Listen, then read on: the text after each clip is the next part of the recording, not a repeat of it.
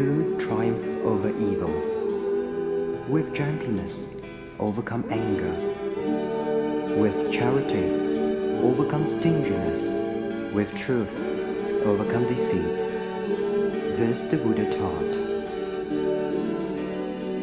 When the Lord was stormed by Mara, challenged to a battle by 𝓷𝓲𝓲𝓪, and attacked by the ferocious elephant, 𝓚𝓞𝓏𝓪, he subdued them all with his perfection of giving, patience, and all-embracing love. By the power of that spiritual glory, may joyous victory be yours.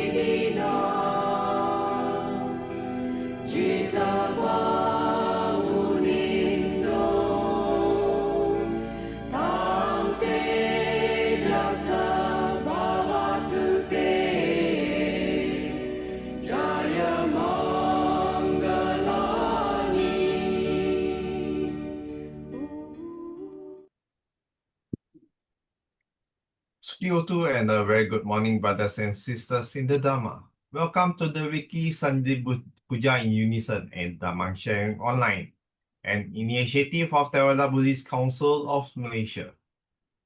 We'd like to wish all viewers Happy New Year. Today is the 4th of January 2026. To begin today's puja, I shall now invite Sister Doris to read out the offerings in English. Thank you, Brother Terence. A very good morning to all brothers and sisters in the Dhamma. As we welcome the new year 2026, let us remember that a new year is an opportunity to renew our wholesome intention.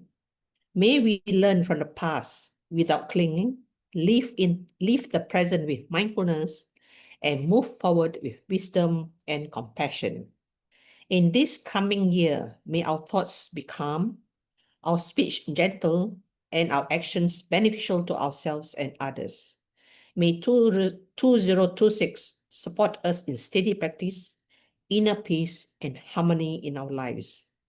Now let us compose our minds and reflect on the meaning of the virtual offerings that we shall make with full respect to our blessed teacher, the Buddha.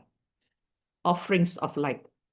May we offer these candles burning brightly out of deep respect and veneration to our enlightened master, the Buddha. May this light symbolically guide us to the light of the Dhamma, which dispels the darkness of greed with the light of generosity, the gloominess of hatred with the light of love, and the darkness of ignorance with the light of wisdom through the Buddha, Dhamma, and Sangha. Offering of joss sticks and incense. May we offer these joss sticks and incense out of deep respect and veneration to our blessed master, the Buddha.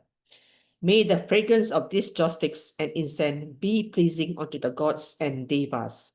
May our good deeds be like the fragrance of this joss stick, cultivating compassion, patience, tolerance, understanding, and love towards all living things. Offering of water. May we offer this clean and clear water to symbolize our aspiration to cultivate the virtues of calmness, clarity, and purity. Let it remind us to diligently cleanse ourselves of our spiritual defilements and delusion through the cultivation of generosity, compassion, and wisdom. Offering of flowers. These flowers too we offer out of deep respect and gratitude to our compassionate master, the Buddha. These flowers, sweet, beautiful, and choice, are clustered at the feet of our noble master. Beautiful as they are now, they will soon, with passing of time, wilt and fade and be cast away. Reflecting thus on this very nature of unsatisfiedness, impermanence, and soullessness, let us tread the path shown by the Buddha for the removal of sufferings here and now. So let us start today's puja chanting by giving salutation to the Buddha, Dhamma, and Sangha by saying sadhu 3 times. Sadhu, sadhu, sadhu. Namo tassa bhagavato arahato samma sambuddhassa. Namo tassa bhagavato arahato samma sambuddhassa. Namo tassa bhagavato arahato samma sambuddhassa. Buddhang saranang gacchami, Dhammang saranang gacchami, Sanghang saranang gacchami, Dutiyampi Buddhang saranang gacchami, Dutiyampi Dhammang saranang gacchami, Dutiyampi Sanghang saranang gacchami, Tatiyampi Buddhang saranang gacchami, Tatiyampi Dhammang saranang gacchami, Tatiyampi Sanghang saranang gacchami. Panati Pata Veramani Sikkhapadang Samadhiyami. Adinadana Veramani Sikkhapadang Samadhiyami. Kame Suvichachara Veramani Sikkhapadang Samadhiyami. Musavada Veramani Sikkhapadang Samadhiyami. Sura Meraya Majja Pamadatthana Veramani Sikkhapadang Samadhiyami. Itipiso bhagava arahang samma sambuddho vidya charana sampanno sugato lokavidu anuttaro purisa dhammasarati sattha deva manussanang buddho bhagavati. Swakato Bhagavata Dhammo Sandittiko Akaliko Ehipassiko Opanayiko Pacchatthang Veditabbo Vinyuhiti.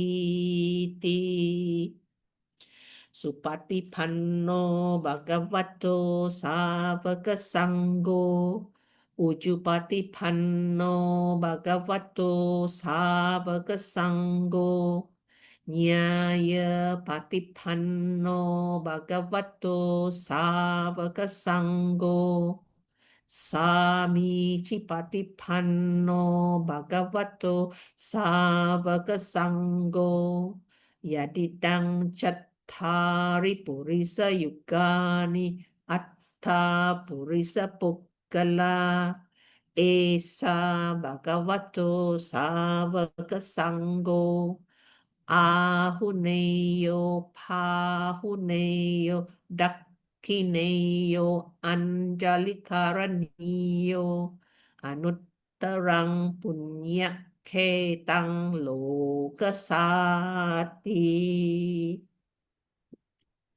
Vandami cetiyang sabbang sabbatane supatititang saririkadatu mahaboding Buddha rupang sakalang sada.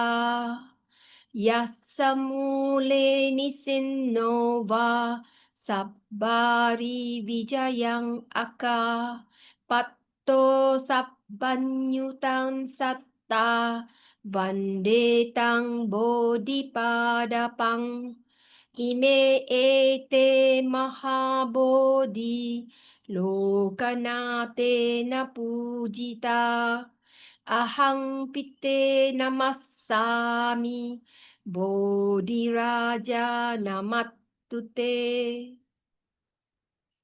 Ganasarappaditena Dipena Tamadang Sina Tilokadipang Sambuddhang Pujayami Tamonudang Ganda Sambarayuttena Dupena Hang Sugandina Pujaye Pujaniyantang Puja Bhajana Muttamang Adivase Tuno Bante Paniyang Parikappitang Anukampang Upadaya Patiganhatu Muttamang Adivase Tuno Bante Bojanang Parikappitang Anukampang Upadaya Patiganhatu Muttamang Adivase Tuno Bante Gilana Paccayang Imang Anukampang Upadaya Patiganhatu Muttamang Vandaganda Gunopetang Etang Kusuma Santating Pujayami Munindassa Siripada Saroruhe Pujemi Buddhang Kasumena Nena Punyena Metena Cha Hotu Mokkang Puppang Milayati Yatha Idang Me Kayo Tatha Yati Vinasa Bhavang Akasatta Cha Bhummatta Deva Naga Mahittika Punyantang Anumoditva Cirang Rakhantu Loka Sasanang Akasatta Cha Bhummatta Deva Naga Mahittika Punyantang Anumoditva Cirang Rakhantu Desanang Akasatta Cha Bhummatta Deva Naga Mahittika Punyantang Anumoditva Cirang Rakhantu Mang Parangti Devo Vassatu Kalena Sassa Sampatti Hetucha Pito Bhavatu Lokocha Raja Bhavatu Dhammiko Idang me nyatinang hotu sukita hontu nyatayo.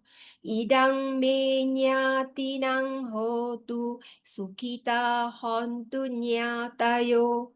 Idang me nyatinang hotu sukita hontu nyatayo. Imina punya kammena mame bala samagamo satang samagamo hotu yavanibbana patiya kayena vaca cittena pamadena maya katang Acayang kamame bante Bhuripanya Tathagata Kayena Vacha Chittena Pamadena Maya Katang Acchayang Kamame Dhamma Santittika Akalika Kayena Vacha Chittena Pamadena Maya Katang Acchayang Kamame Sangha Supatipanna Anuttara Karaniyamadda kusalena yantang santang padang abisamecha sakko uju cha suju cha suvacho cha samudu anatimani santussako cha subaro cha appakicco cha salahu kavutti Santindriyo cha nipako cha appagabbo kulesu ananugiddo nacha kuddang samacare kinci yena vinyu pare upavadeyung Sukino va kemino hontu sabbe satta bhavantu sukhitatta Yeke cipana bhutatti tasava tavarava anavasesa digava ye mahantava majjima rasaka nukatula dittava ye va aditta ye chadure vasanti avedure Bhutava sambhave siva sabbe satta bhavantu sukhitatta Naparo parang nikupeta nati manyeta katta cinang kanci biaro sana patigasanya nanyamanya sadukha miceya mata yata niyang putang ayusa eka putta manurakhe Evang pisabbabutesu manasang bhavaye aparimanang mettang cha sabbalokasmi manasang bhavaye aparimanang uddang ado cha tiriyan cha asambadang averang asapattang Tang charang nisinova sayanova yavatassa vigatamito etang sating aditteya brahmametang viharang idamahu Ditting cha anupagamma silava dassane na sampanno kame suvinaya gedang nahi jatu gabbaseyang punareti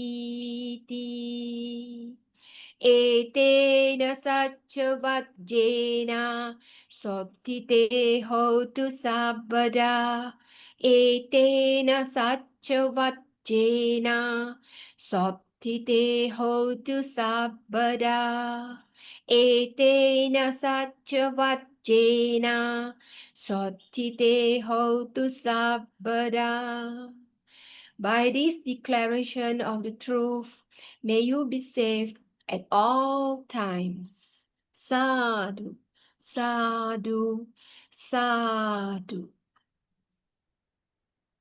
Thank you very much, 𝓤𝓷𝓷 and 𝓤𝓾𝓷𝓭𝓪 for today's Sunday Pūjā chanting. Back with us this week, we have Brother Ghatikara Loo to share on the look at Garuda, Gandhabba, and Deva Part 2. Brother Ghatikara Loo is going for his live Dana. So he sent me a recording yesterday. So now let's listen to him. Before we begin with today's Dhamma discussion, let us first of all put our palms together in Anjali, and pay our highest, and deepest respect and homage to the Buddha, the Blessed One, whom through his great effort, and sacrifice, he has rediscovered the path to liberation, and that has enabled us to practice the true Dhamma. Namo tassa bhagavato arahato samma sambuddhassa. Namo tassa bhagavato arahato samma sambuddhassa. Namo tassa bhagavato arahato samma sambuddhassa. Okay, a very good morning again, brothers and sisters in the Dhamma. So for today's Dhamma discussion, I will continue, with the last Dhamma sharing that we had, where I actually discussed and also highlighted, this three very interesting suttas from the Samyutta Nikaya, which is the connected discourses, of the Blessed One. And in the last Dhamma sharing, I actually spoke about remember the 𝓤𝓾𝓷𝓷, which the Buddha actually expounds and explains about the various interesting phenomena, in respect of Garuda, or what's translated as phoenix, but it's actually Garuda, which are actually huge celestial birds, and of course, the Buddha actually explain in terms of these Garudas, how they're actually being reproduced the different ways, and of course, also the causes and conditions, why beings are reborn as Garudas. Remember in 𝓤𝓾𝓷𝓷, and of course in 𝓤𝓾𝓷𝓷, I also actually spoke about remember the Gandhabbas, which are actually also celestial beings, and of course, the difference is that in 𝓤𝓾𝓷𝓷, the Garudas, they are actually in a way not full-fledged devas, because the Garudas, because they do have animal characteristics, as compared to Gandhabbas. Gandhabbas, they are actually celestial beings, and and they are actually full-fledged devas, celestial beings. And of course, in 𝓤𝓾𝓷𝓷, the Buddha also spoke about this what we call the cloud devas, and the Buddha actually spoke extensively about how cloud devas are reborn, and the causes and conditions, why cloud devas are reborn, and also the different ways that they manifest their powers, in terms of whether it's rainy, whether it's windy, whether it's sunny, so all these are actually different ways that the cloud devas actually in a way display their celestial powers, and if you actually remember, some time ago, in Banda Uttama Buddhist Society, I actually also spoke on SN29, about Nagas, remember, about dragons, and the Buddha actually spoke about, how dragons, were actually, how they're actually reborn, and they're actually, where they're actually born, in lakes, and the different ways they're actually being reproduced, and how these dragons, and as they grow, they actually flow along the river from lakes, to the oceans. So, and also and also the causes and conditions of why beings are reborn as Nagas, and that's actually set out, in SN29. So if you look at these four Samyutta Nikaya's SN29, which centers on Nagas, and SN30, which is actually on Garudas, which are like celestial birds, huge celestial birds or phoenixes. We also have SN 31, which is actually on Gandhabbas. Remember, the Buddha says Gandhabbas, these are celestial beings, uh,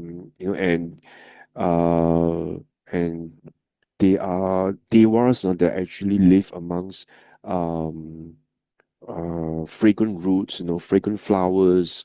And they also mentioned, that they actually also appear, in 𝓷𝓷𝓷𝓷 heaven,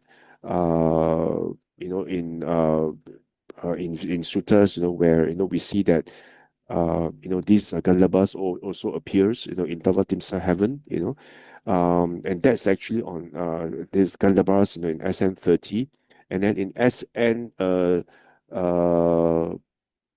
in Garuda,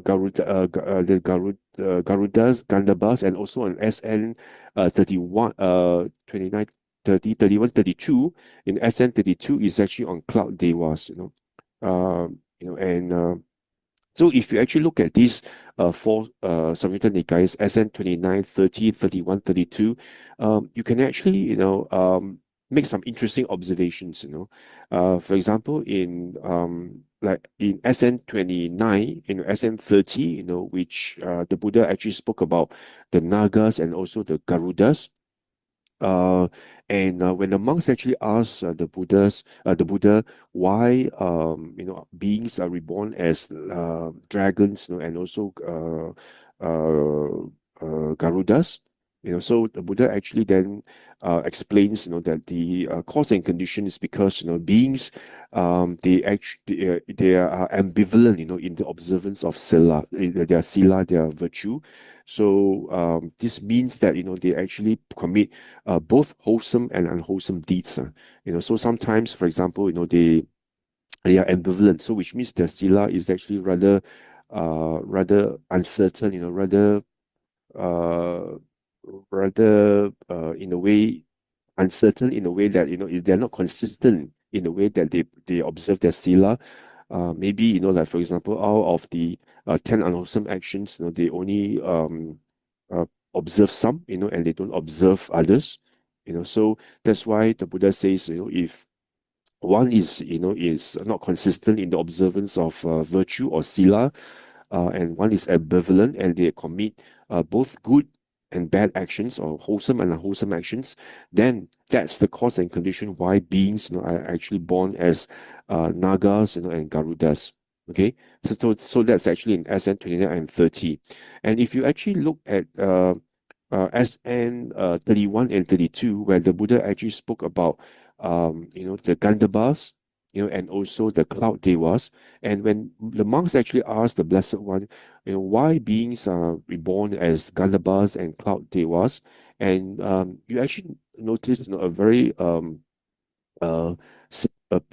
quite a significant difference, in the way that Buddha explains, in that the Buddha says that, the reason why beings are born as Gandhabas and cloud devas, is because they perform wholesome actions, uh, uh, in terms of observing the sila, they are actually in a way more consistent, and more assiduous, in observing their sila. So the Buddha says that because they perform good actions, they perform wholesome actions, so they are more consistent, in terms of performing and observing their sila.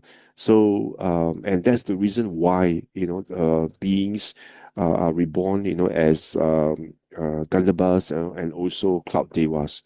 So if you actually in a way make a comparison or juxtapose between this SN 29 and 30, where the Buddha explains the reason why beings are born as Nagas and as Garudas. And so the Buddha says because they're ambivalent, in the observance of sila. But in the case, where the Buddha explains the cause and condition, why beings are reborn as Gandhabas and also cloud devas, in SN 31 and 32. You observe that the Buddha says, oh, the reason why they're reborn as Gandhabbas and 𝓷𝓷𝓷𝓷, which are which are full-fledged devas.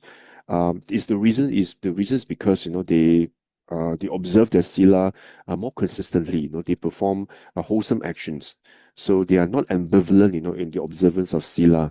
So you can see the two aspects. The two categories of beings. When you actually make a comparison and juxtapose them together, you see that the reason why beings are reborn as uh,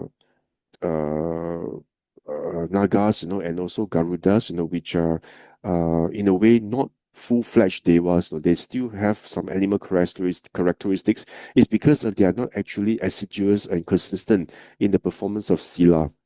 Whereas, in the case, of Gandhabbas and also 𝓷𝓷𝓷𝓷, is as in SN 31 and 32, and you find that the Buddha says, the reason why they are born as full-fledged devas is because they observe the sila well, and they are not ambivalent, and they are not inconsistent. In respect of the observations of the virtues and sila.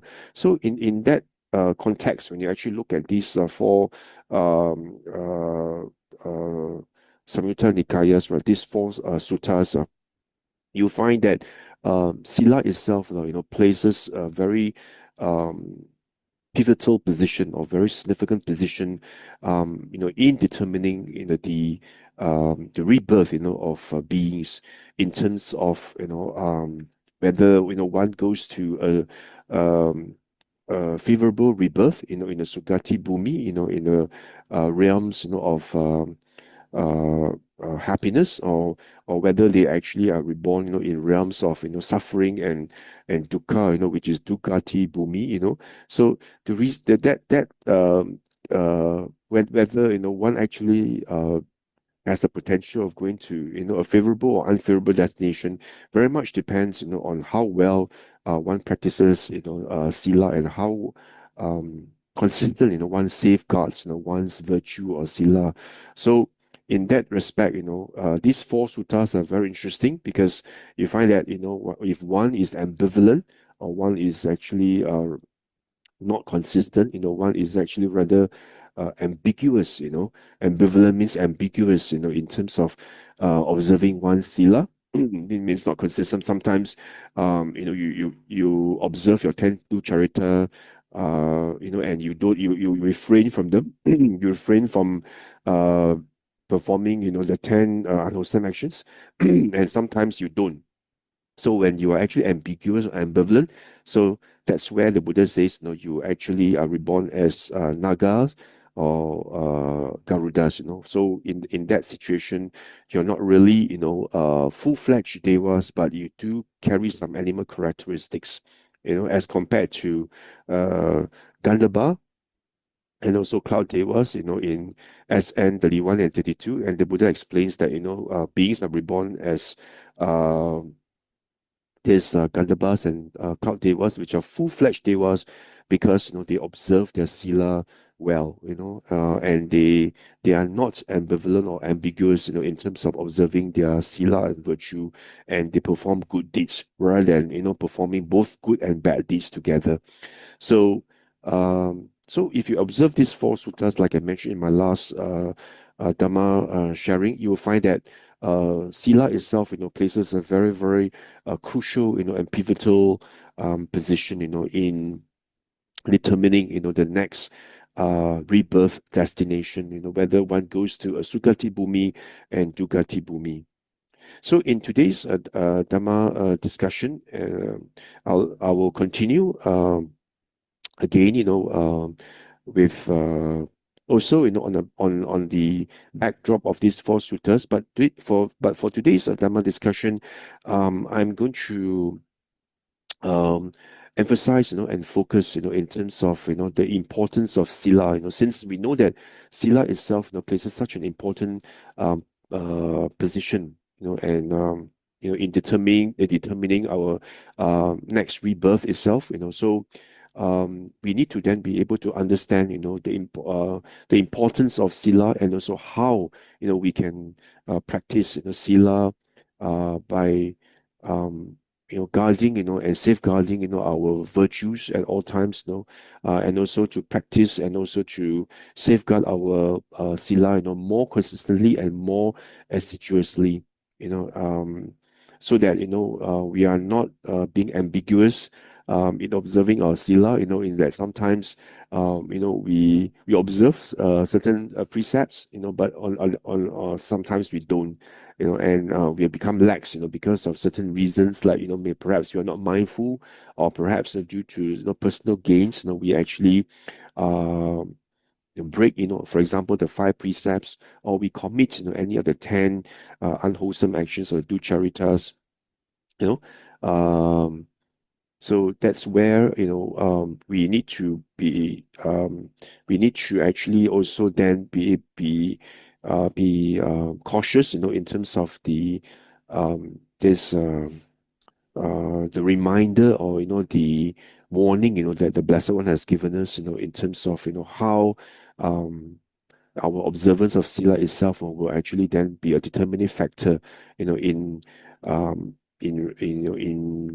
regard, to our next rebirth destination. So for this Dhamma discussion, I'm going to share with you, in terms of the suttas where the Buddha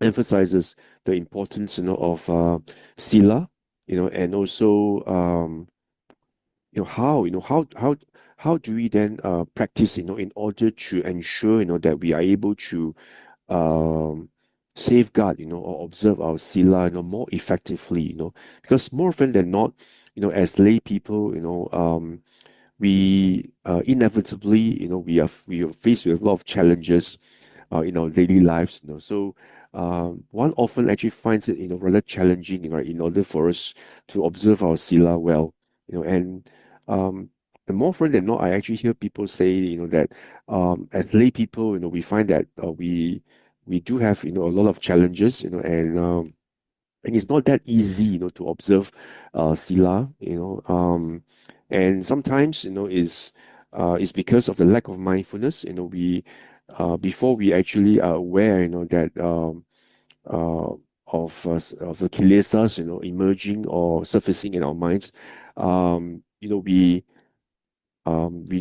act impulsively, and without mindfulness, and we actually then in a way break the precept. For example, we hear something that's unpleasant being spoken, and and the immediate reaction is actually for us to actually then retort, and then to actually then to respond, negatively being spoken to us about, so it's because of this lack of mindfulness, that we actually then commit a lot of these unwholesome actions, like uttering, harsh speech, or or or slandering, or being involved, in frivolous speech, or even lying, and so all these, are actually then situations, where our mindfulness, is lacking, so so the question is, how do we then ensure, that we are able to practice, our virtues, and safeguard our virtues well, what are the ways, that we can actually then cultivate, that we can practice in order for us, to sharpen our skills, for us to safeguard, and also to protect, our sila, more assiduously and also more effectively. So in this regard, I would like to also make references to certain suttas, where the Blessed One has given us a very clear guidance, and also very clear instructions, as to how, we should then be able to observe, our sila, because a lot of times, if you actually think about it, the ability for us to ensure that we do not actually breach or break any of the precepts, it very much depends also in how mindful we are, right? It's very much a mental development, mental cultivation aspect of it. It's whether we are actually aware or mindful, of the kilesas which have arisen in our mind. And if you actually think about it, the reason like why we actually perform, any of the actions that, whether by body, speech, and mind, right, that breach precepts, is because, of greed, hatred, and delusion, right? Lobha, dosa, moha, and it's because we are not aware of this surfacing or emergence of this lobha, dosa, moha, that we act on them, we react, and we react impulsively, out of impulse, and out of our habitual habits, So, we actually then react in such a way, that we we act, and we give way, to this lobha, dosa, moha. It's like, it's like, for example, like what Ajahn Chah says, we let the chickens out of the chicken coop, It's like we are no longer being mindful, and we then lash out, and we do a lot of things, and we in a way give in, to the lobha, dosa, moha, and it's in a way it's like we are being conquered by Mara, and because of this lobha, dosa, moha, we commit, a lot of these unwholesome actions, that entail the breaking of the precepts. Like, for example, perhaps out of greed, you actually kill, for example, uh, uh, maybe out of greed, or out of say, for example, fear. You have for example, you have a certain illness, and you are worried, that, that if this illness, may actually cause a lot of suffering to yourself, and you heard, that, by eating on certain live animals, for example, certain live fish, or for certain live, I don't know, maybe frogs or something, or maybe certain live eels, or chickens, which are fresh, butchered fresh, or what, that you must have this fresh animal produced, in order for you to recover well, and because of this greed, and greed, that, and also hatred, because of this um, uh, fear, is actually dosa, right? And also you want, and you probably, want, quick recovery, you are greedy, because you want yourself, to actually to recover, really to recover well, and because of this lobha, dosa, and also because of this and also because of moha as well, right? And because of delusion, so because of this greed, that you want to actually recover by eating on, other animals, and also the fear, of being afflicted with a lot of sufferings, and also because of this uh this moha, this delusion, that the ignorance, that this killing itself is actually breaching your precepts, so because of this lobha, dosa, moha, that you end up, killing animals, and taking the lives of animals. So if you actually look at it, you know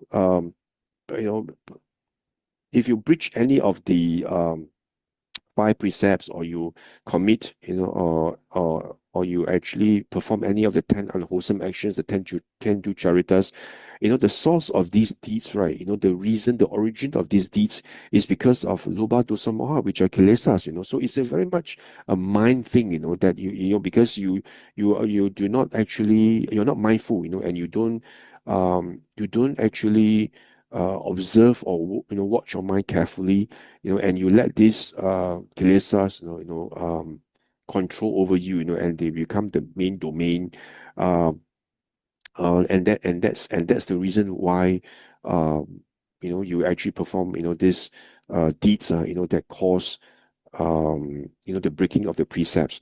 So in today's Dhamma sharing, I'd like to actually share some suttas with you, in terms of, how the Buddha actually explains in terms of, um, uh, how we should actually practice, or how we should actually contemplate, in order for us to observe, our sila, more effectively. So I will now share, some suttas with you, in order for us to, for me to actually then discuss this further. I'll share some suttas with you.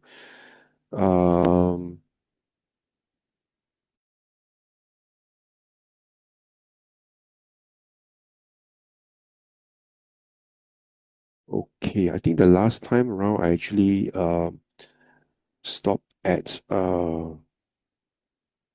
the cloud devas, right? In terms of how these cloud devas are born, So I also briefly actually spoke about in terms of the importance of observing sila. Remember, I actually mentioned that in AN 8.40, in this Vipaka Sutta, where the Buddha actually spoke about the consequences, of breaking the precepts.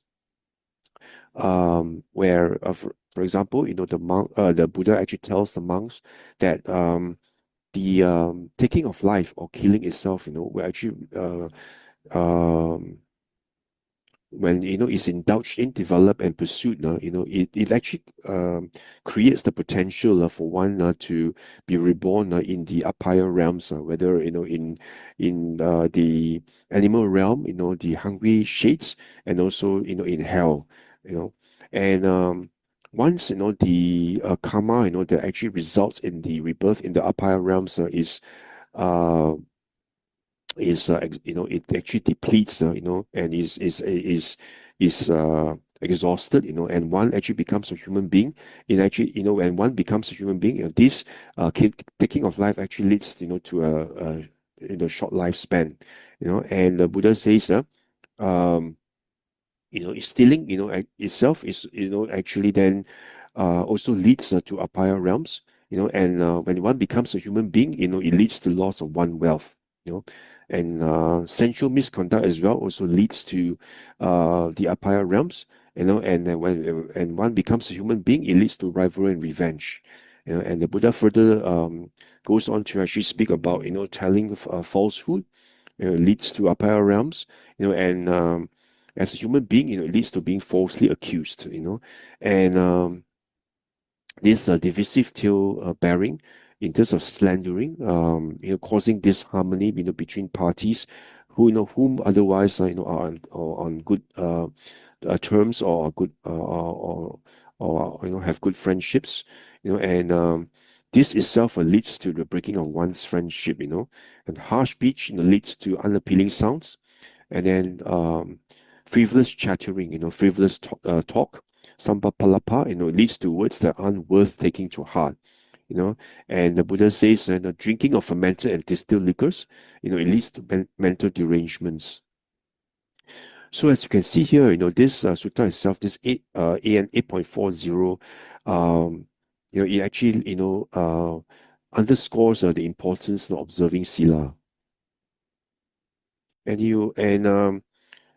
again, in AN 10.177, remember this sutta about Janusoni, where again, the Buddha actually speaks about the importance of observing sila, and if you actually read this sutta itself, right, you will actually realize that this if one does not observe sila, for example, if one actually commits any of the 10 unwholesome actions, the bad karma, that arises from this committing these 10 unwholesome actions, they're in no way compensated or mitigated, by one's abundance, in performing dana. So, for example, one actually may be doing a lot of dana, and performing a lot of deeds, which which are wholesome, because they're generous, they give they give a lot abundantly, in charity, and they're generous, in helping the others, who are in needs, or in calamities, or they support, the members of the sangha or the monastics. So even if they actually do a lot of this dana itself, that itself does not in a way compensate, the unwholesome karma, arising from not refraining, from the 10 unwholesome actions. So this sutta itself, again, underscores the importance, observing sila. Okay, and actually, if you look at the this 𝓤𝓷𝓲𝓷𝓷, Sutta number 76, again, the Buddha actually emphasizes the importance, of observing silas. Just so to share with you, certain some of these suttas, and one of these actually from 𝓤𝓷𝓲𝓷 76, where the Buddha says, aspiring to these three forms of bliss, a wise person should guard his virtue. Which three? If the person actually wishes, may praise come to me. A wise person should guard his virtue.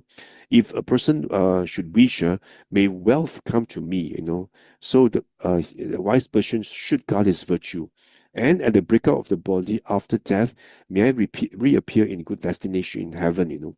And similarly, if you have this wish, a wise person should guard his virtue.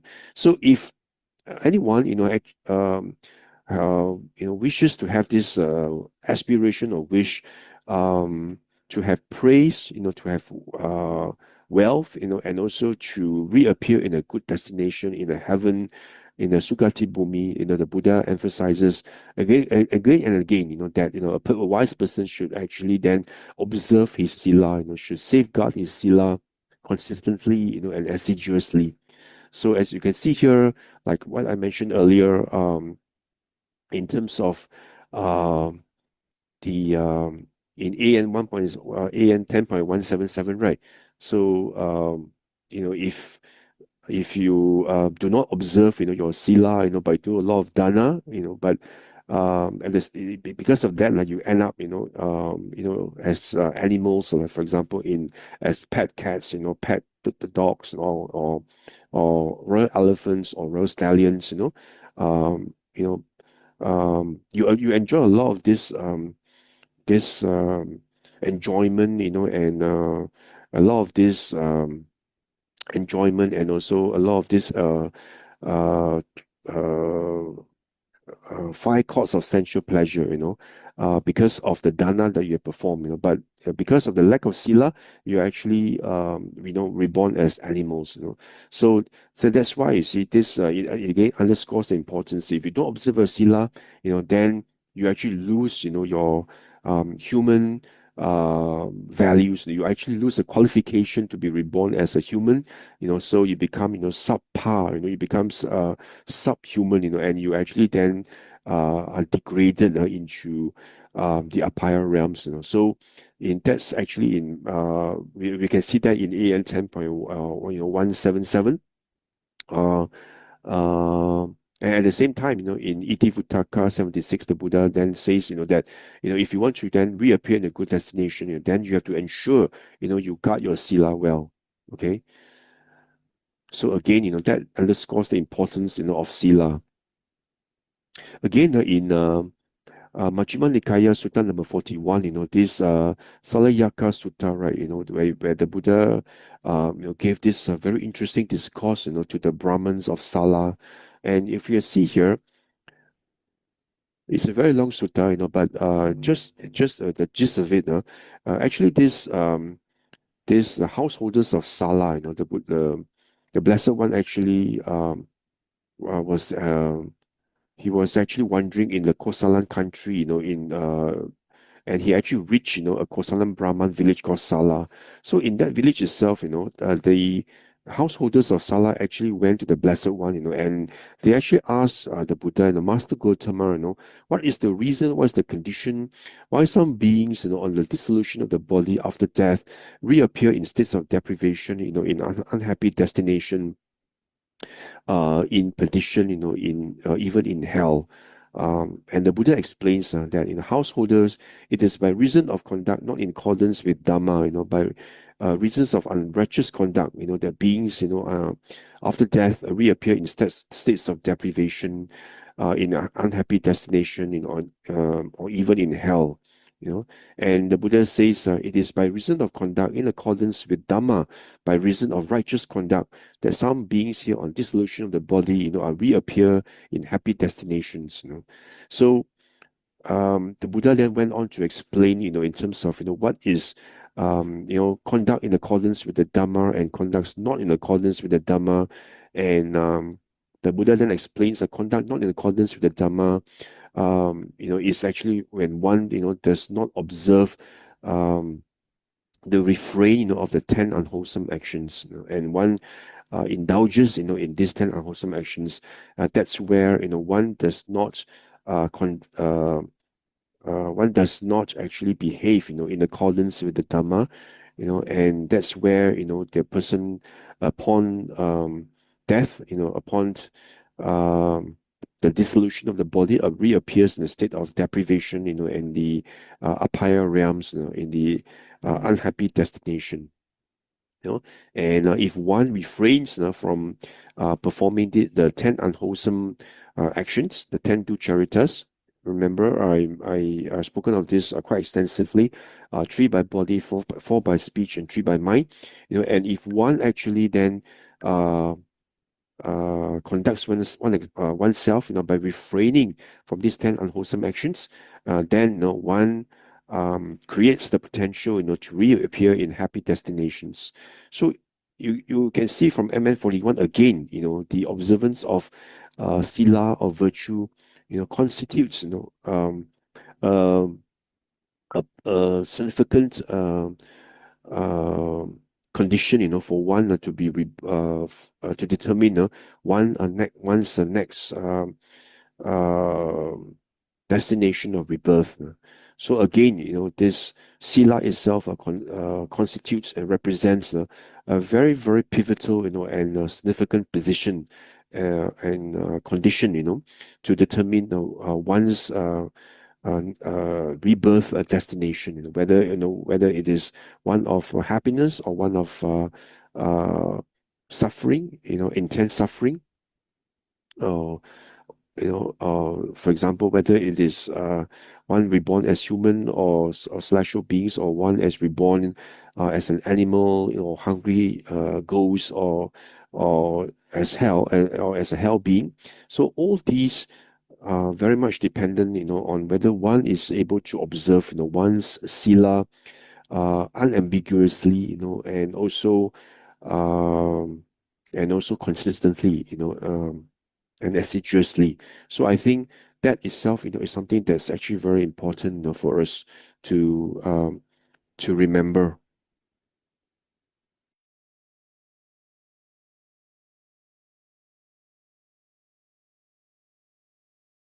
Okay.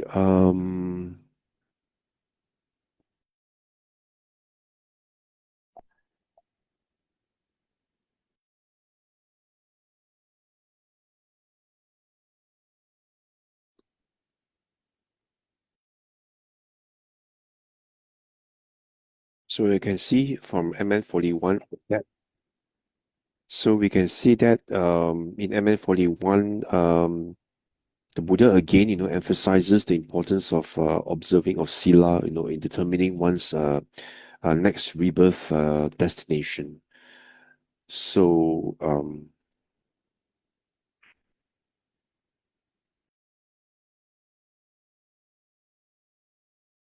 again, just want to also share with you, some other suttas, where the Buddha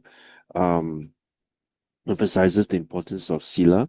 So you can see here, sila actually plays a very important role in terms of the vipaka. Remember in AN 11.1, the Buddha actually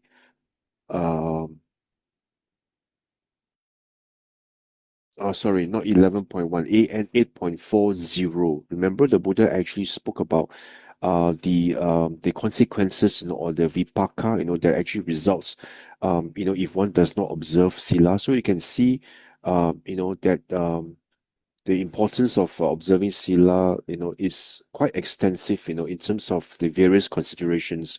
Firstly, if you look at AN 8.40, it actually then emphasizes, that if you actually break, any of the 10 unwholesome actions, so these unwholesome karma itself will bring about, the vipaka, or the fruit, upon the ripening of the karma, right? So it will actually result, in various unwholesome results.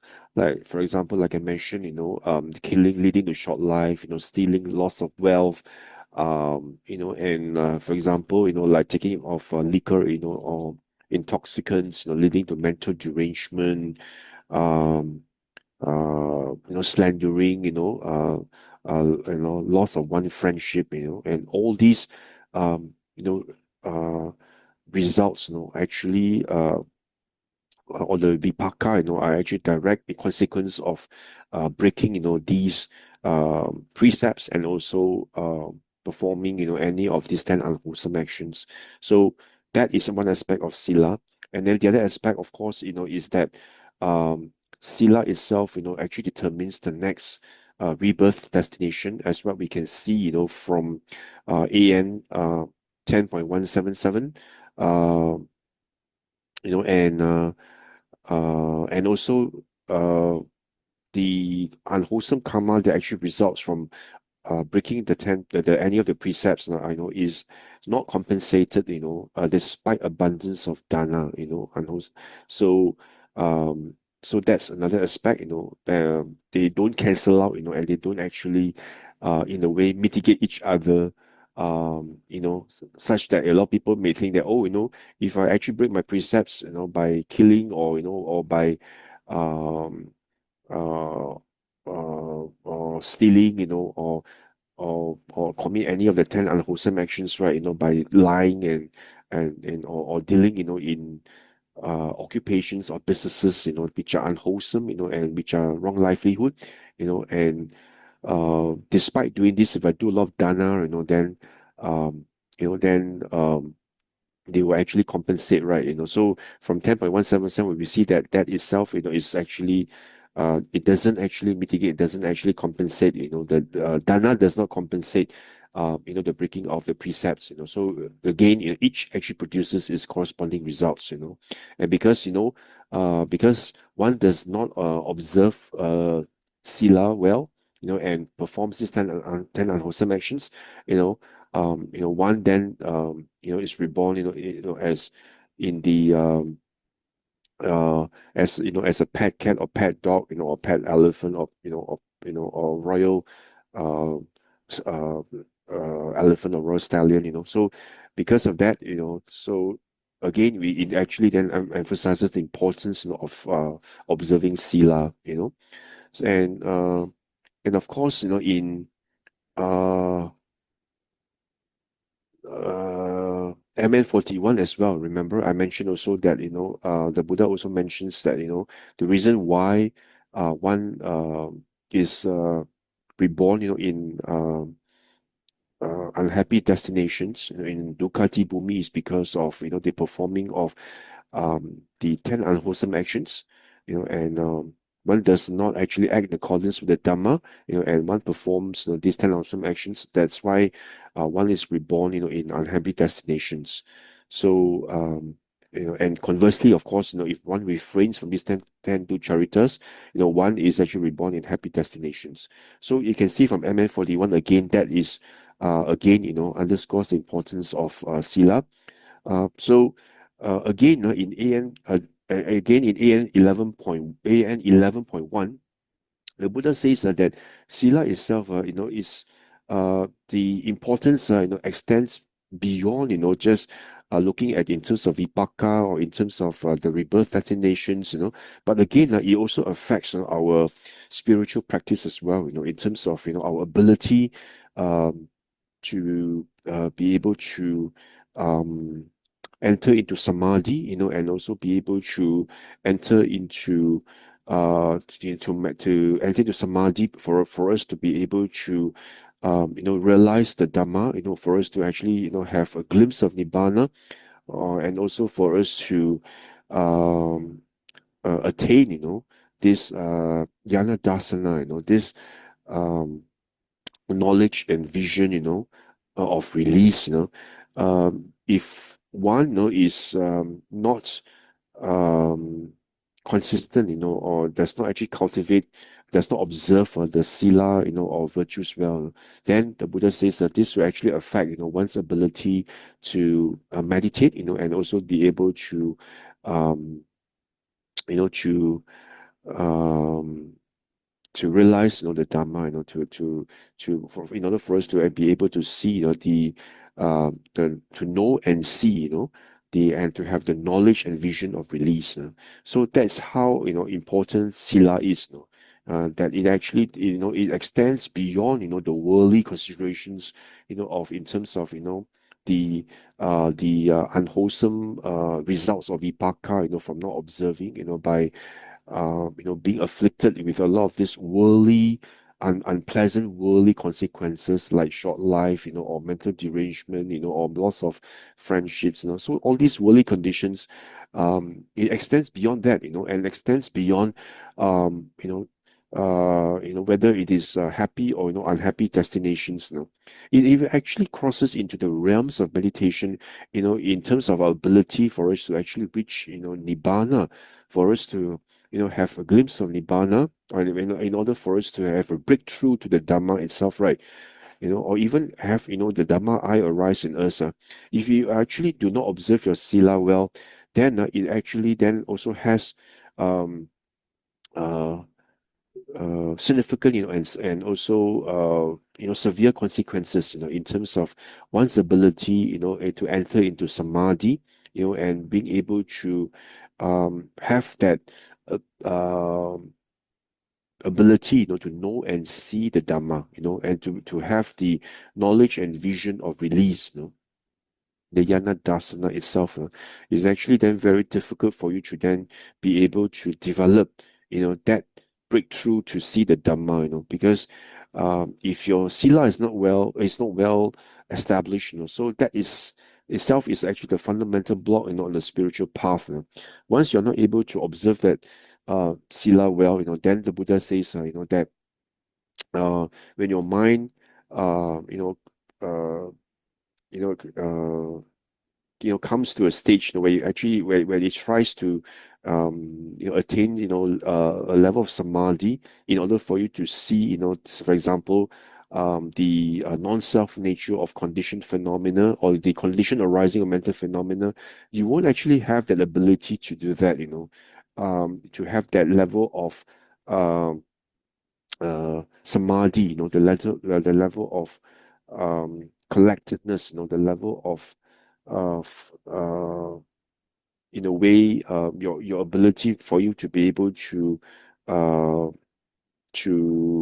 have that level of you know, that level of samadhi, the level of collectedness, you know, in order for you to be able to you know, contemplate and to realize, you know, the underlying true nature of conditioned phenomena, you know. I'm sure you actually have read a lot of this some Dhamma stories, you know, of how they were, for example, you know, certain people, you know, they actually worked as butchers before, you know, and towards the later stages of their lives, you know, they then decided, you know, to you know, either renounce or become monks, or even they try to practice, you know, and try to devote themselves, you know, to meditation, you know. And when they actually try to actually, you know, enter into samadhi, and when they're able to when they were trying to enter into this level of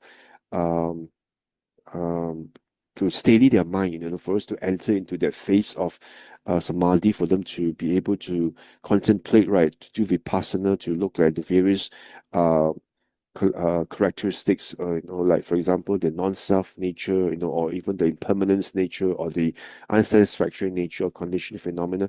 You find that a lot of these feelings of uh, uh, remorse, you know, or regret, you know, start to filter their start to inundate their minds, you know, and they are assailed, you know, by these thoughts of regret, or you know, intense remorse, you know, that they actually had done this before. And some of them actually ended up, you know, in a way, you know, quite strangely, you know, that they behave like the animals that they have slaughtered, you know, like whether as pigs, you know, or as goats, you know, or as or cows, you know, that they're slaughtered. They begin to actually behave like these animals, and they experience, you know, great pain, you know, because of, you know, all these unwholesome actions that they have done. So you can see, you know, Sila itself actually, represents and constitutes a very important part, of mental cultivation and mental development, or bhavana, or and that itself, is actually underscored by this sutta. And of course, if you remember the sutta, where this Ajatasattu actually, or on one occasion, actually, on one night, he actually felt that, um, intention, or he wanted to actually see a renunciant, and his counselors, then advised him that he could see the Blessed One, So when he actually went, and paid respect to the Buddha, and the Buddha actually gave a discourse, about the benefits, of life as a recluse, as a monastic, as a monk, that he could not actually, this Ajatasattu could not actually, uh, you know, in a way, collect his mind. He could not actually, in a way, enter into samadhi, to enter to listen, to the Buddha's discourse, and he left. So after that, the Buddha actually told the monks that, that this Ajatasattu, it was actually quite a pity, that if he had actually not murdered, his father, by because he wanted to actually uh take over the throne, right? He resorted, to kill his father. So if he actually had not killed his father, and had not committed this patricide, right? So the Buddha said, that on that day itself, he Ajatasattu, could have actually gained the Dhamma eye and become a Sotapanna, So because of the the the deed that he had done, and the fact that he actually committed something that actually breached and broke, the very precept, of killing, and of course, it is actually a very weighty and grievous, unwholesome karma as well. If you actually kill if you kill your own father, that itself is actually a very weighty karma. So because of that, he's actually not being able to enter, into that samadhi, to collect his mind, to in a way attain that serenity of mind, in order for him to fathom, and then also to understand, and also to develop that breakthrough into the Dhamma that will enable him, um, uh, to um, to cause the arising of the Dhamma eye, and also, and because of that, he failed to attain, Sotapatti because of that. So that itself also underscores the importance of Sila, So as you can see from AM 11.1, um, the Buddha actually then also spoke about, what is the purpose of Sila,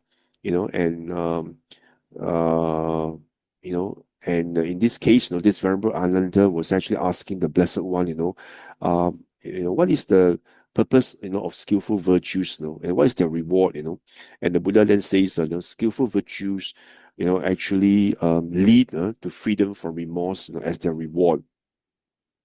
Then he continues, freedom from remorse has joy, as the reward, and joy, then results in rapture, and rapture itself results in serenity, and serenity itself, results in pleasure, and pleasure, then results in samadhi, concentration, and concentration actually has knowledge and visions of things as they actually are, the yana dasana, the seeing things, and the breakthrough to the Dhamma, to see the true Dhamma in terms of the non-self nature, of the conditioned phenomena. That's where, you actually develop the knowledge and vision of things as they really are, as the reward. And the knowledge of vision of things as they really are, then what leads to disenchantment, and disenchantment actually leads to dispassion, and this passion actually leads to knowledge and vision of release, as its purpose, as its reward, and that's where uh you see the importance, of Sila, itself as the building block, the very pivotal building block, of developing in one's spiritual journey, in one's spiritual cultivation. You must have sila, as the building block. Otherwise, this entire spiritual life itself, the holy life itself, can never be established. It is, without, the strong or firm foundation in sila. So that's where the Buddha says, in this way, Ananda, skillful virtues lead step by step to the consummation of arahantship. So that's AN 11.1. In terms of the importance. And of course, again, in 11.2, the Buddha also speaks about, that there's actually no need for you to do an act of will, that, for example, if I observe my sila well, right, may freedom for remorse arise in me. The Buddha says you don't actually have to do an act of will in order for this remorse-free freedom to arise in you. The moment you practice and protect your sila well, this remorse, this freedom for remorse automatically arises. The same, goes to other things. If you actually have this freedom for remorse, you don't have to make an act of will for joy to arise. Joy automatically arises. So the same thing like rapture, uh, uh, pleasure, samadhi, knowing and seeing, disenchantment, this passion, all these arise, from the very root, of establishing your sila well, So that's actually very important. So you don't actually have to make an act of will. May this result in the rising of freedom from remorse. It automatically arises. That's what the Buddha says in AN 11.2. And of course, the Buddha in 42.8 again also highlights the fact that if you actually break any of the precepts, do not actually dwell on this breaking of precept itself.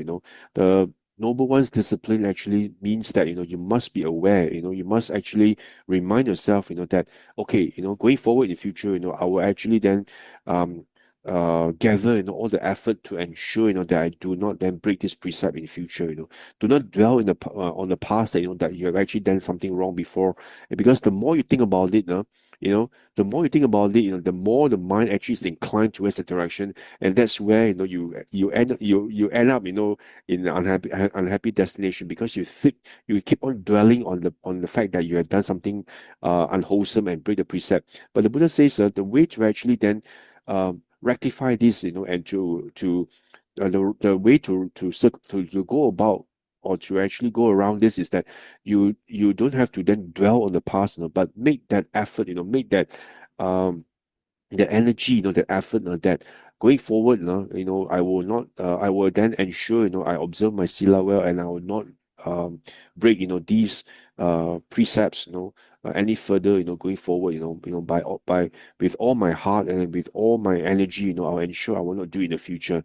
That's how, one actually trains in the noble one's discipline. That's what the Buddha says in this sutta itself, which is something very good. It's also, of course, like for example, at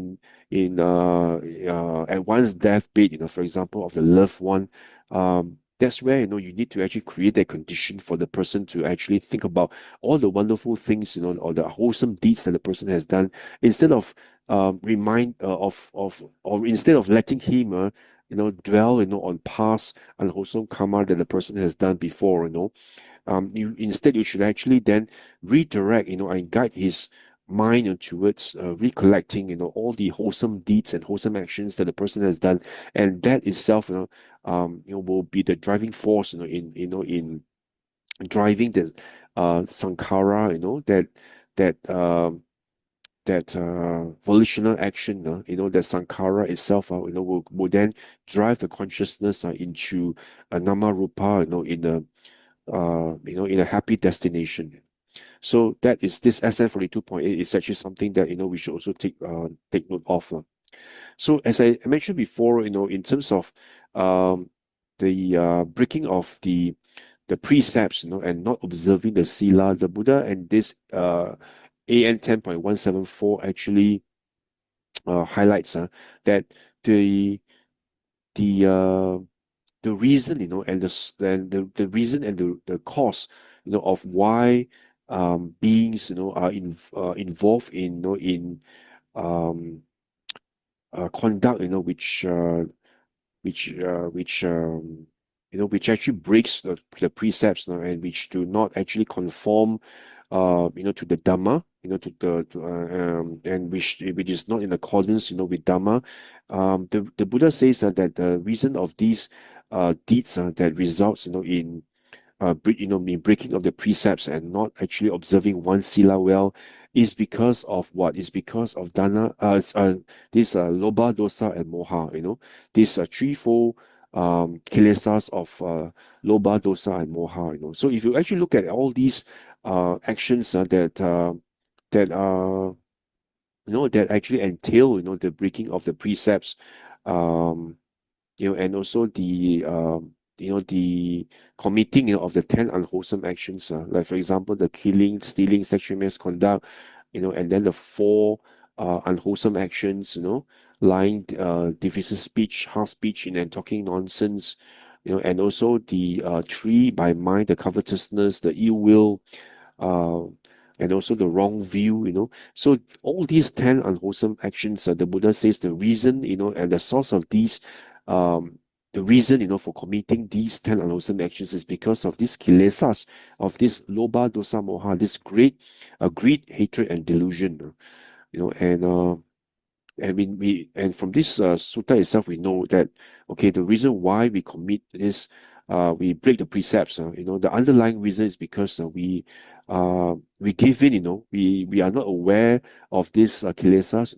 we are, in a way, uh, we act, on this lobha, dosa, moha, and we actually give in, and we instead of us being aware of this and then try to actually uproot, and uproot these factors and kilesas, we are actually taken, we are actually then being swept away, by these kilesas, and we act on this, on impulse, and because of this, we create all the unwholesome karma in the result, and that's where, for example, the chicken, like Ajahn just says, the chickens out of the coop, or for example, the tortoise, the limbs are off the shell, and that's when the jackal, actually then, kills, the tortoise, because he actually extends his limbs out, so because of this, when we act on this kilesas like lobha, dosa, moha, like greed, hatred, delusion, it is like the chicken letting a chicken out of the coop, or the tortoise extending its 4 limbs and also his head out of the shell, and that's where he gets eaten up, by the jackal, so and that's where we are trapped by Mara, so that's why the Buddha says, the reason why we break the precepts is because of what? Is because of greed, hatred, and delusions, because of lobha, dosa, moha, and of course, in this AN 3, the book of 3, the number discourses 3, the Buddha actually says, if you want to actually understand lobha itself, greed, 3 things should be developed, What 3? Firstly, the emptiness samadhi means that you must actually develop the samadhi for us to be able to understand, to know and see emptiness, and you also must have this signless samadhi, signless concentration. Okay, I call it samadhi, signless samadhi, and also then there's also this undirected samadhi. So the Buddha says, if you want to actually create and to develop, that insights for us to understand and for us to fathom, for us to see through, to know and see, the underlying nature of this lobha, this greed, you must actually develop these 3 samadhi, the emptiness samadhi, the silent samadhi, and also the undirected samadhi. So once you actually develop these 3 samadhi, then you actually have a complete understanding of lobha, the greed, the complete ending, giving up, ending, and eradication, and also the cessation, and also letting go of this lobha, of this greed, The same goes for hate, delusion, anger. So you must also contemplate these three samadhi: emptiness, signless, and undirected, in order for you to see dosa, delusion, anger.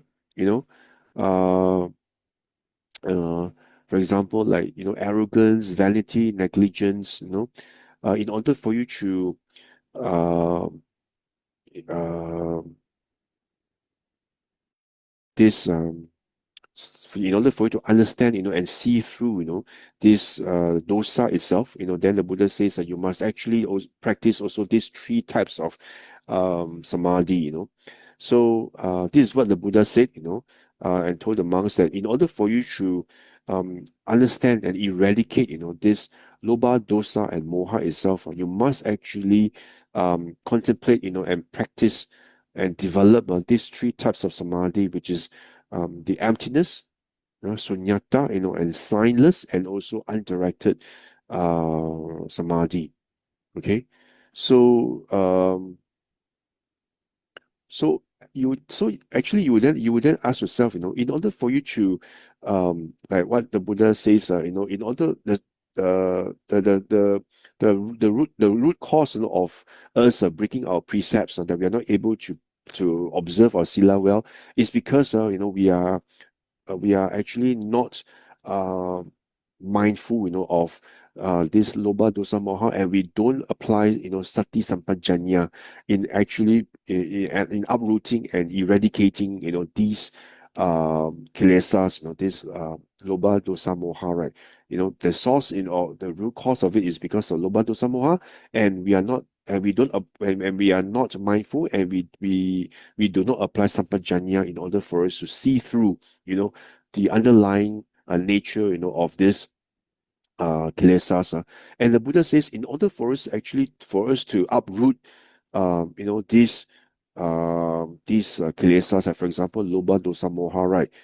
Of course, you must have sati sampajanya, right? You must be aware of these kilesas first, then you apply sampajanya. And how do you then apply this sampajanya? The Buddha says that you must actually then practice the emptiness immersion. And that is the vipassana side, right? In order for you to see through the non-self nature of immersion, of underlying this conditioned phenomena. Then the Buddha also says that you must also then practice this signless samadhi, and also undirected samadhi.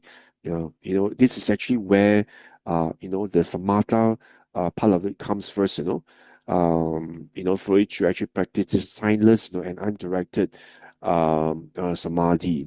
So if you actually want to understand, what this signless concentration or signless samadhi is, or what this undirected samadhi is, right? Then you need to actually then, and also this emptiness samadhi, what exactly, how do you then practice in order for us to see through to the nature of this lobha, dosa, moha, which in turn, then enables us to actually observe our sila more effectively. So because this breaking of the sila itself, it is actually caused, by this lobha, dosa, moha, because we are not mindful, and we actually don't apply sampajanya, and we are actually being taken in by all this lobha, dosa, moha. We act on this kilesas. Because of this root cause, the Buddha says that you must actually develop meditation, in order for you to actually then see through, and understand, this lobha, dosa, moha, And the Buddha says, in order for you to then be able to see through and to understand, and to know and see this lobha, dosa, moha, you must practice these three things, which is actually emptiness, signless, and also undirected samadhi. Okay, so if you want to actually if you want to understand about this signless samadhi, you can actually look at SN 40.9, where the Buddha actually uh, mentions about this what signless samadhi is. Here, this sutta actually talks about Venerable Moggallana, he actually in this sutta itself, he actually described how the Buddha actually helped him to to develop and pass through right, all the jhanas, and right up to the sphere of neither perception nor non-perception, you know. So during Venerable Moggallana's practice of meditation, he actually recounted that, you know, when he actually practiced meditation, he actually had this thought, this silence concentration of the heart, or silence concentration of the heart, they say, you know. And what is this silence samadhi, you know, of the mind, you know, the heart means the mind. Then, you know, he thought, is this a monk, you know, paying no in this a monk pay no attention to any distinguishing signs, and means you don't pay any attention to the signs and features, you know, of the object, you know, that actually has impinged on your sense base, you know, enters on, and he does not pay attention to any of these distinguishing signs, enters on and dwells in that concentration of the heart which is without signs. This is actually called, you know, the silent samadhi of the heart, you know. Then this Venerable Moggallana says, he says, then friends, paying no attention to any distinguishing signs, I entered on and dwelt in that concentration of heart, you know, which is without signs. But as I dwelt thus, the consciousness conforming to signs arose. See, because then his mind keeps on going back, you know, to the signs and features of the sense object that's impinged on his sense base. What he means is that this Venerable Moggallana is trying to actually cultivate this silence concentration by not paying attention to the signs and features of the object, you know. But his mind, his samadhi, is actually in a way shaken, you know, because he keeps on thinking about the signs and features of the sense object that's actually impinged on him, you know. So that's where you know, the Buddha, this Venerable Moggallana says, the consciousness conforming to signs arose in him, you know, kept assailing him, you know. That's where, you know, the Buddha came to Venerable Moggallana by his powers, which the Buddha appeared in him, before him, probably through I don't know, maybe astral body, or you know, he appears, you know, to Venerable Moggallana. You know, he says, the Buddha says, Moggallana Brahman, do not slacken off in the silent samadhi. You know, make your mind steady, make the mind one pointed. You know, concentrate on mind in the signless samadhi. You know. So, and the Venerable Moggallana says, and after that, friends, paying no attention to any distinction signs, I entered on, you know, and dwelt, you know, in the silence concentration of the heart, you know. So you can see from here, this SN 40.9, you know, the Venerable Moggallana actually explains what this silence samadhi or silence concentration is, which is actually very interesting, you know, because that's where you actually withdraw yourself, you know, from dwelling, you know, and keep on harping on thinking about, you know, the signs and features of the sense object, you know, that has actually caused you the kilesas to happen, you know, like the lobha, dosa, moha. Like, for example, you hear someone actually speaks ill about you, or you hear something that's unpleasant, or something unpleasant happens, you know, that impinges on your six sense objects, that causes this lobha, dosa, moha that arise in you. So the Buddha says that the first thing first is actually to calm yourself down. You know, it's a samatha practice. You need to then withdraw yourself, you know, by developing this signless samadhi, you know, and do not pay attention to the features or the signs and features of the sense object that has caused the lobha, dosa, moha, you know, to actually arise in your mind, you know. So that's the first step, you know, to practice, you know, this silence concentration. And also in this Sutta Nipata in 2.11 also, you know, this Rahula Sutta, you see, again, the Buddha actually exhorted, you know, and encouraged and reminded, you know, his son Rahula, you know, to practice mindfulness of the body, you know, and to develop this passion towards it, you know, and avoid the sign of the beautiful connected with passion, you know, by meditating on the foul, cultivate a mind that's actually collected and concentrated. You know, then the Buddha says, meditate on the signless, you know, and get rid of tendency to conceit. by thoroughly understanding and destroying conceit, you live in highest peace. So you can again, you see the Buddha says, meditate on the silence, and draw your attention, and remove, your focus, from the signs and features, or the sense object itself, and get rid the tendency to conceit, by contemplating non-self. That's where the contemplation of emptiness comes into play, And of course, if you want to understand about what undirected samadhi is, you can actually refer to Samyutta Nikaya 47.10.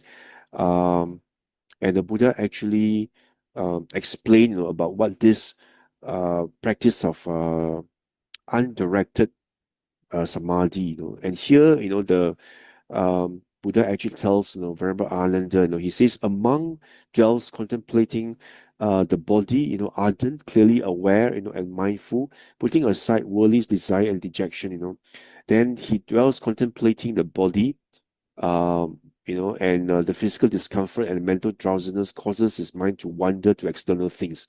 Like, for example, when someone actually tries to establish, the four establishments or the foundations of mindfulness, right? And you try to contemplate, on these four foundations of mindfulness, but then after a while, your because of the five hindrances, or sometimes you have this mental drowsiness, so your mind actually wander to external things, then the Buddha says, and then Ananda, that bhikkhu's attention should be directed to some inspiring object of thought. And he should direct it to some inspiring object. And when he does that, right, delight springs up in him. When he's thus delighted, rapture arises. When there's rapture, his mind is calm, his body calms down. Then, with the body calm, he actually experiences joy, and when there's joy, his mind enters into samadhi. So he reflects thus: the aim on which I set my mind has been achieved. Let me now withdraw my mind from the inspiring object. So he does so without starting or continuing the thought process. Um, and as he is aware of being free from initial or sustained thought, inward mindful, and joyful. So that's where the Buddha says, to actually, for him to regain that samadhi, he knows that his mind has wandered off.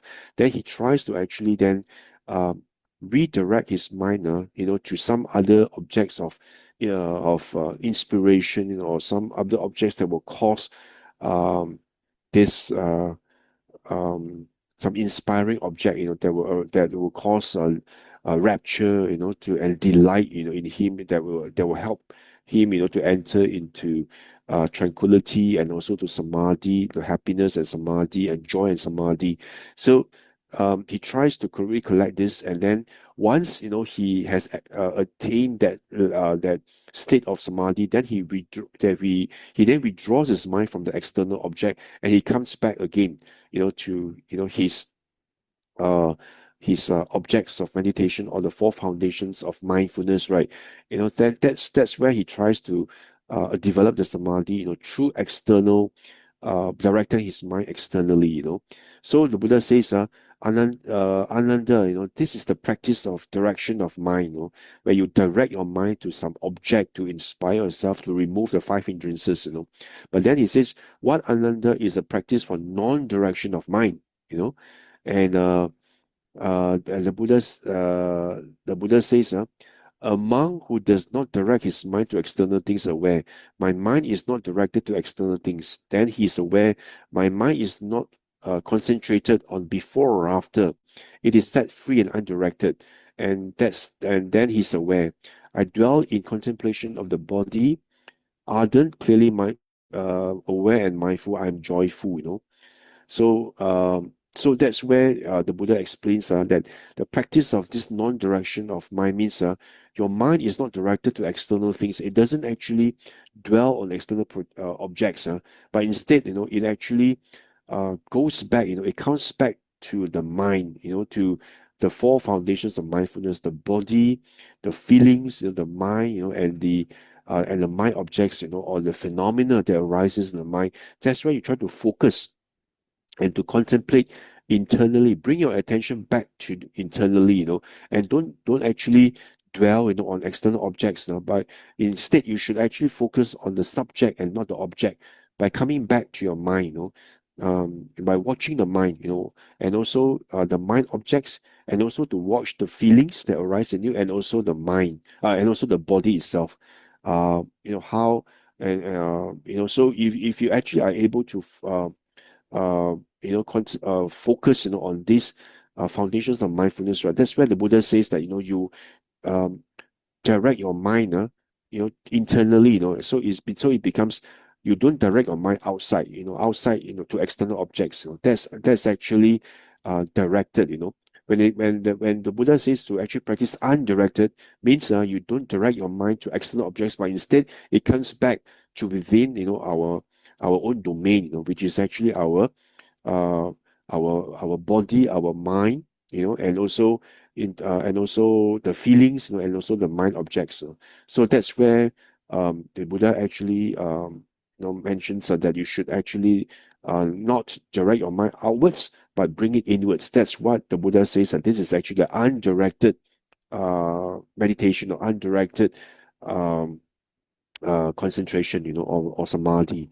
So um I've actually explained and also shared with you, in detail about this silence concentration and also the undirected concentration.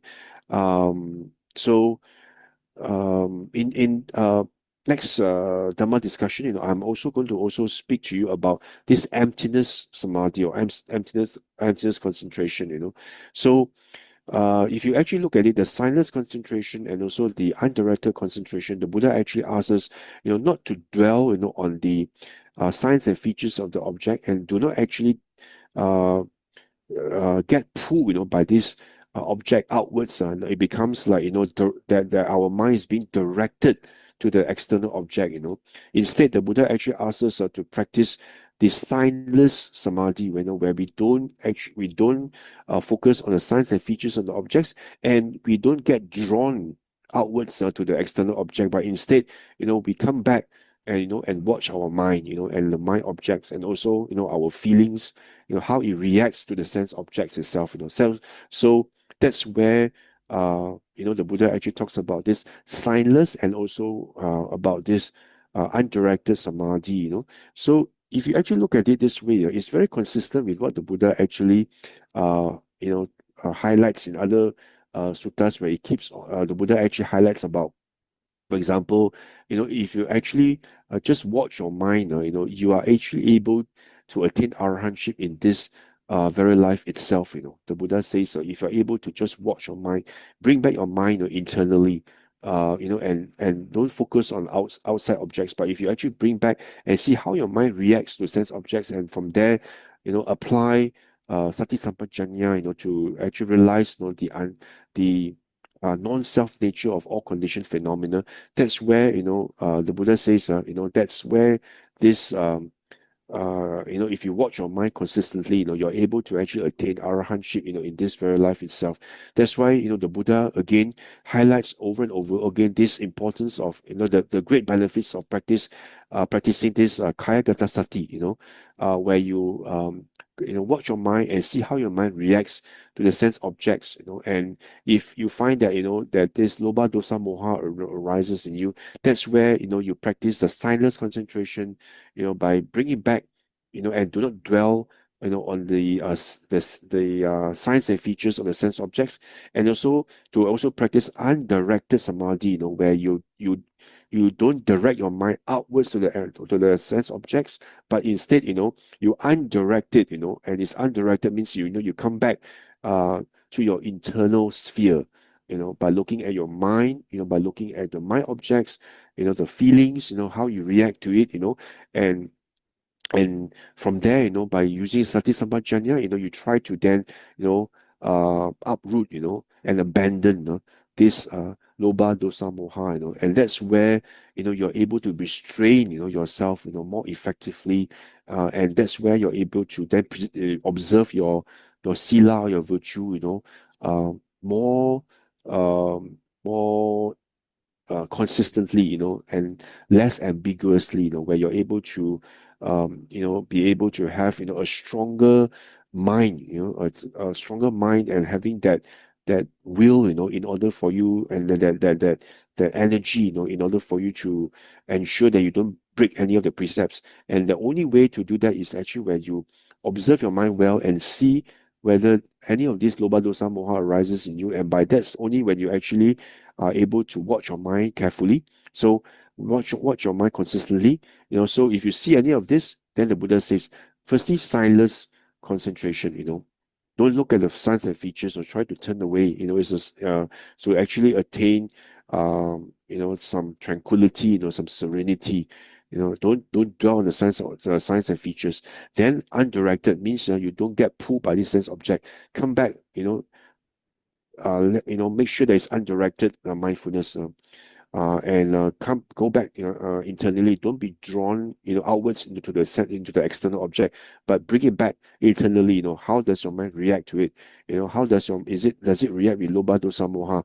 Then, if you know that loba dosa moha, then chitta nupassana, you know, practicing, and by knowing that actually there's loba dosa moha, then you should then practice sati sampajanya, you know, by actually practicing and cultivating and contemplating this emptiness meditation, this sunyata, to see the non-self nature, you know, that there's actually no self to any of this, the kilesas, you know, there's actually no self. And that's where you know, you're able to loosen the grip, you know, of craving and also of clinging, you know, onto these sense objects, you know. And then you know, and the loba, the dosa and moha, you're able to eradicate this, you know, and to uproot this more effectively through the contemplation of this emptiness samadhi. So in in my next Dhamma discussion, you know, I'm going to actually then dwell more into this emptiness meditation, and to see how, you know, we should actually practice this emptiness meditation in order for us, you know, to realize, you know, the uh, intrinsically non-self nature of all these conditioned phenomena, you know. And with this, you know, we're able to loosen the grip, you know, of this craving and clinging. And that's where we are able to let go, you know, more gradually, you know, and but surely, you know, where we actually then are able to see through to the Dhamma, you know, with the Dhamma eye, you know, and you know, reach the various stages from Sotapatti, you know, up to Arahantship, you know. And the Buddha again and again told us, you know, to make sure that we contemplate through this signless samadhi, undirected samadhi, and emptiness samadhi, in order for us to uproot this greed, hatred, and delusion. So once we actually able to uproot this loba dosa moha, you know, then that's where, you know, our observance of sila becomes impeccable. You know, that's where we are able to observe our sila well, you know. And we are not capable, you know, of doing committing any of this you know, of committing any of the breaking of the sila, you know, that the wise would actually censure us on, right, you know. So, and that's where, you know, you're able to um you know, practice this more effectively, you know. And it all starts by looking at this contemplation of this non-self, you know, and the signless and also the undirected samadhi, you know. By practicing these three, that's where you are increasingly, you know, you're able to loosen the grip, you know, of craving, you know, which is the cause, you know, of all our sufferings. And that's where you're able to let go, you're able to see through, you know, to uh, the noble truth of dukkha, you know, the cause of the dukkha, you know. And then you know, how, you know, we are able to actually remove the cause, you know, by actually, you know, letting go, you know, and eradicating, you know, this craving itself, you know. And the path, you know, is actually through the noble eightfold path itself, you know. And that's where, you know, the Buddha says, you know, we should practice this this there's signless samadhi, undirected samadhi, and also emptiness samadhi. So in my next Dhamma sharing, you know, I'm actually going to also speak, you know, in greater detail in terms of how we should actually practice this emptiness samadhi, you know, such that, you know, we're able to eradicate, and uproot the asavas, all these mental fermentations, and that cause ignorance, and this ignorance itself is actually the kingpin of the kilesas, the loba, dosa, moha. And so the way that we eradicate this is actually for us to practice this silent samadhi, undirected samadhi, and also emptiness samadhi to see the underlying non-self nature of this conditioned phenomena. So I will now stop here, and I'll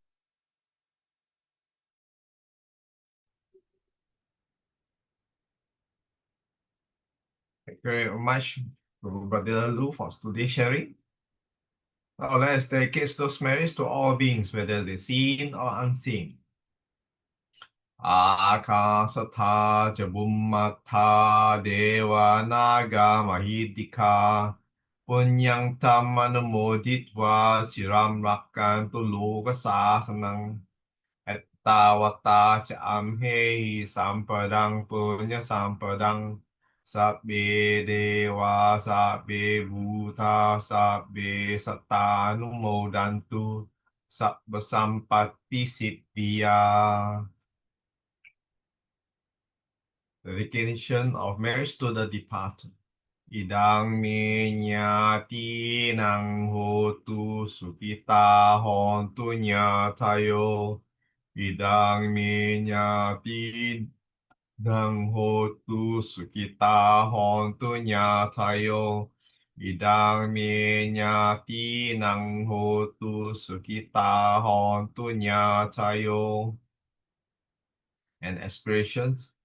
Imina punya kammena mame bala samagamo satang samagamo hotu yavani bana pattiya. Sadhu, sadhu, sadhu. Thank you everyone for watching. For other videos, please visit the links below. Bye bye for now. See you all again next week.